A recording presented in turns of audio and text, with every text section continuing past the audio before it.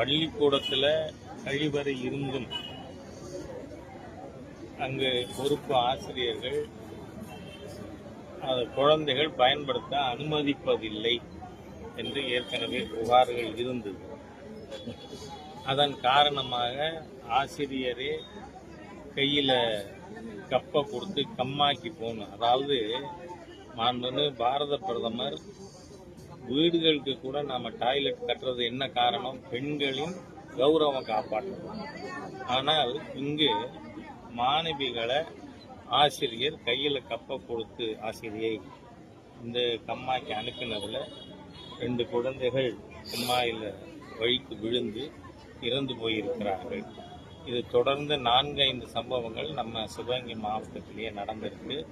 கொய்ய வயலில் கம்ப்யூட்டர் ரூமில் எர்த்து கூட இல்லாதனால அங்கே போய் ஆப்ரேட் பண்ண போன ஒரு மாணவன் இப்போ தான் 15 நாளாக இறந்து பட்டார். ஆனால் இப்போ என்னன்னா இவங்க காம்பன்சேஷன் 3 lakhs கொடுக்கறதா சொல்லியிருக்காங்க. டிஆர்ஓ பார்த்தீங்கன்னா அது சரியில்லை, போதாது. காரணம் என்னென்னா கள்ளச்சாராயத்தில் இருந்தாலே இந்த சர்க்கார் ஒரு அளவுகோல் வச்சிருக்கு. நாங்கள் 10 லட்சம் கொடுப்போம். ஆகவே இந்த குழந்தைகளுடைய பெற்றோருக்கு குறைந்தது 10 லட்சம் ரூபாய் காம்பன்சேஷன் கொடுக்கணும்.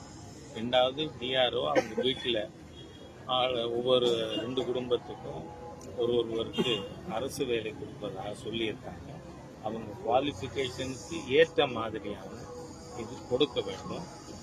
இந்த சம்பவத்துக்கு காரணமாக இருந்த ஆசிரியர்கள் ஏதோ கண்துடைப்புக்கு இன்னைக்கு சஸ்பெண்ட் பண்ணியிருக்கோங்கிறது ஏற்புடையது இல்லை. அதனால் அவர்கள் மீது நிரந்தரமாக நடவடிக்கை எடுக்க வேண்டும்.